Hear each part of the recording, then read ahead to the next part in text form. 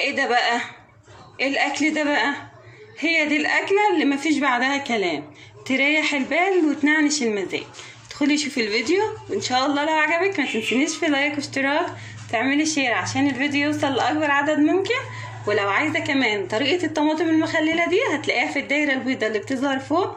بس ان شاء الله لو عجبك الفيديو ما تنسيش تحطي لايك وتعملي اشتراك عندي في القناه، وتفعلي الزر الاحمر عشان يوصلك كل جديد، وتشيري الفيديو عشان يوصل لاكبر عدد ممكن. شوفوا الفيديو بقى، بس ان شاء الله لو عجبك ما تنسيش تحطي لايك. بسم الله الرحمن الرحيم، والصلاة والسلام على أشرف المرسلين. دايما بحب أبدأ معاكم الكلام بالصلاة على النبي، صلي وبلاش تبخل. النهاردة إن شاء الله هنعمل مع بعض طبق مسقعة بقى، أكلة كده يا جماعة بتجيب من الآخر. دايما من أكلاتنا الشعبية اللي بنحب دايما نعملها، وبالذات في فصل الصيف، هي طبق المسقعة. بيكون البتنجان موجود، بيكون حلو جدا وجميل، وأسعاره رخيصة، وبصراحة كلتها كده على بعضها بتكون جميل. هنقول بسم الله ونشوف مقاديرنا. عندي هنا حوالي نص كيلو من الطماطم، بس انا كنت مسبكاه وحطاه في الفريزر. تمام. عندي هنا بقى بصلايه، معلقه كبيره من هريسه الشطه، دي اختياري، حابه تضيفيها براحتك، مش حابه بردك براحتك. عندي معلقه كبيره من الثوم المفروم، نص معلقه من الفلفل الاسمر، ومعلقه كبيره من البهار المشكل بقى، ملح على شطه على كمون على كزبره. عندي هنا بقى البطاطس بتاعتي، وبرضك في ناس بتحب تحط للمسقعه بطاطس وفي ناس ما بتحطش. انا يعني قلياها يا جماعه، بصوا هي شبه مستويه اهي، لازم تضيفيها كده، ما ينفعش تضيفيها نيه، مش هتستوى. لو ضفتيها نيه مش هتستوى. عندي كمان فلفل مقلي، وعندي كمان بتنجان بالكميه اللي انت تحدديها. اول ما بنيجي نقلي لازم تقلي البطاطس الاول، وبعدين الفلفل، وبعدين البتنجان، لان البتنجان بيغمق لنا اللون شويه. وفي ناس كمان ما بتحبش تقليه، يعني في ناس بتحب تقطع كله ني في ني وتسويه، برضك ده شيء يرجع لك براحتك. وعندي كمان هنا كميه اللحمه بتاعتي، برضك اللحمه ديت على قد بقى امكانياتك، حابه تحط كيلو ونص، ربع، قطعه صغيره، المتاح عندك اعمليه. انا طبعا قليت الفلفل والبتنجان والبطاطس قبل التصوير عشان بس ما اطولش الفيديو عليكم شويه. دلوقتي بقى هنروح على البوتاجاز نجهز اللحمه بتاعتنا، ونشوف الخطوات بتاعتنا ازاي هتمشي واحده بواحده كده. دلوقتي بقى يا حبايبي انا حطيت القلايه بتاعتي على النار، وحطيت فيها شويه زيت بس بساط، ما تكتريش، وهنزل باللحمه على طول اهو. بصي حاولي تفتتي اللحمه ديت، يعني حاولي تكسريها، وحاولي ان انت كمان تضيفي لها شويه من الفلفل الاسمر وشويه من الملح عشان تقضيلك على ريحه الزفاره نهائي. ناس هتقول لي طب هي ايه اصلا اللحمه ازاي زفره، هو سمك؟ لا، هي مش سمك ولا حاجه، بس بيبقى فيه للحمه احيانا ريحه من الزفاره كده بسيطه، او ريحه زناخه، فهم اللي بيقضيلك على الموضوع ده. شويه من الفلفل الاسمر وشويه من الملح اهو يا حبايبي. انا حطيت شويه الفلفل الاسمر بتوعنا، وهبدا بقى افرك اللحمه. بصي ما تدعكيش كده، لا كسريها عشان تعمل معاكي زي حبات الرمل كده كده بالمنظر ده. الوقت بقى يا حبايبي بعد اللحمه بتاعتي كده ما فكت معايا، وزي ما انتم شايفين بقت شبه حبات الرمل خالص. ازاي؟ مفيش الا الجزئيه دي بس، وهتفك على طول اهي كده. هبدأ انزل بقى بكل الحاجات اللي كانت عندي، البصل وهريسة الشطة والثوم والفلفل الاسمر والملح.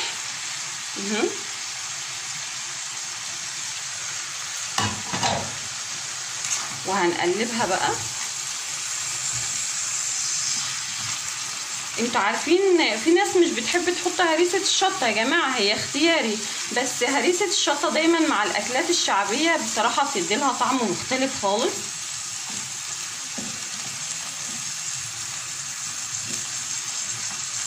كده. هي مش هتاخد معانا ثواني، يا دوبك الطماطم بس تجهز وتفك معايا. مش ممكن اقول لكم الريحة عاملة ازاي، حلوة جدا.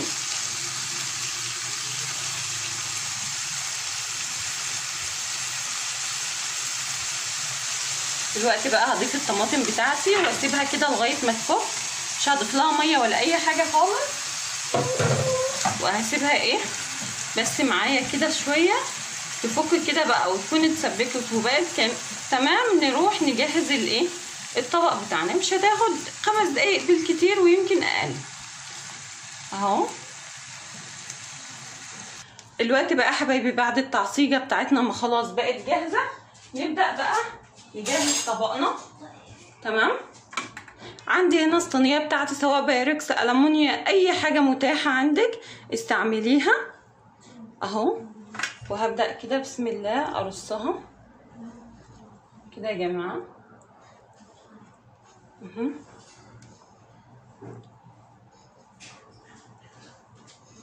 كده. وبعدين هحط بتنجان. على فكره انا هنا ما اديتش للبتنجان غير يعني تشويحه كده بس ايه بسيطه في الزيت.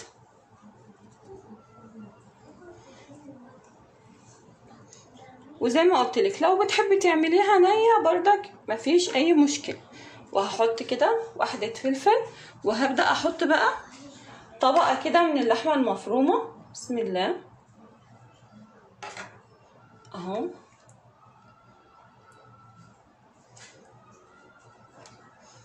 وافردها بقى وارجع اعمل نفس الطبقات تاني، بس هغير بقى هخلي المره دي بتنجان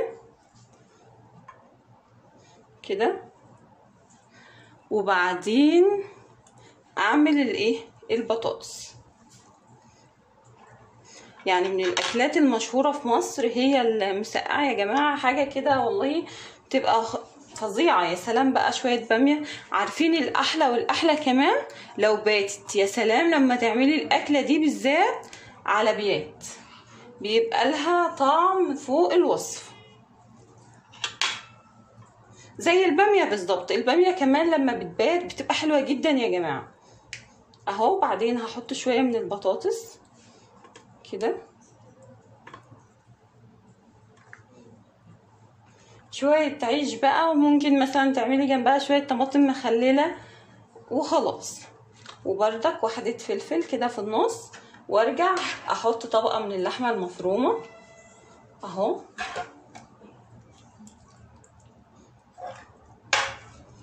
لغايه ما اخلص كل الطبقات بتاعتي بالمنظر ده كده.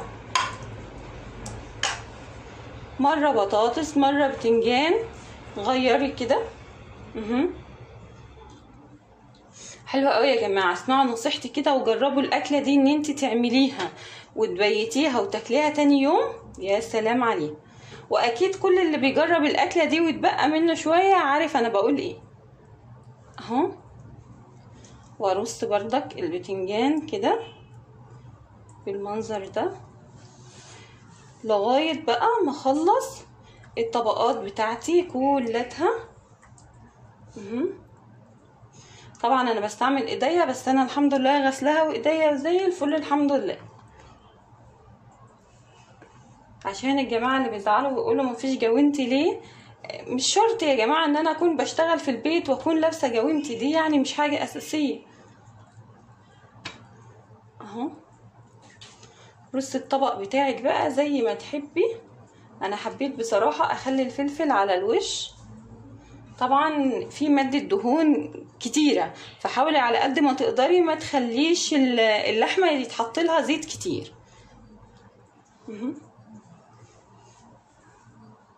الوقت بقى حبايبي بعد ما رصيت الصينية بتاعتي عندي هنا شوية من طرنشات الطماطم تمام وطرنشات الفلفل كده. هبدأ بس ازين بهم شكل الصينية بتاعتنا شوية اهو كده تمام. طبعا كل ده بيتاكل يعني مفيش حاجه بتستنى، فهي افكار مش اكتر. واحده كده في النص كده. بعدين طماطم. حلوه الاكله دي يا جماعه، جربوها. انا واثقه انها يعني ان شاء الله هتعجبكم جدا جدا باذن الله. يعني كده شويه من الفلفل الاخضر. الصينيه بتاعتنا دي بقى هتدخل على درجه حراره 180. الفرن شغال من فوق ومن تحت تمام. الفرن بتاعك يبقى شغال من فوق ومن تحت، بس تخلي بالك منها عشان ما تتلهفش معاكي. هي عامه كل حاجه جاهزه، انت مش بتحتاجي تعملي حاجه غير ان انت بس بتديلها كده ايه غلوتين 3 في الفرن اهي يا جماعه. دي شكل الصينيه بتاعتنا. ادخلها الفرن بقى وان شاء الله لما تطلع ارجع اوريكي شكلها النهائي. وده بقى يا حبايبي شكل المسقعه بتاعتنا بعد ما طلعت من الفرن. حلوه جدا يا جماعه، جربوها. ولو ما عندكيش لحمه مش مشكله خالص، احنا انتوا عارفين ما بتفرقش معانا الحاجات البسيطه دي. جربوها بالطريقه دي وانا واثقه انها ان شاء الله باذن الله هتعجبكم. مفيش طبعا مانع من شويه طماطم كده مخللين يفتحوا النفس. ان شاء الله هحط لك اللينك بتاع الفيديو بتاع الطماطم المخلله دي في الدايره البيضاء اللي بتظهر فوق، عشان لو حابه تعمليها جنب الاكله الخطيره دي. ويا رب يا جماعه الطريقه تكون عجبتكم. وان شاء الله لو عجبكم ما تنسونيش في لايك وشير وتعملوا اشتراك عندي في القناه لو انت مش مشتركه. ومع السلامه، ونتقابل في فيديوهات تانية كتيره باذن الله.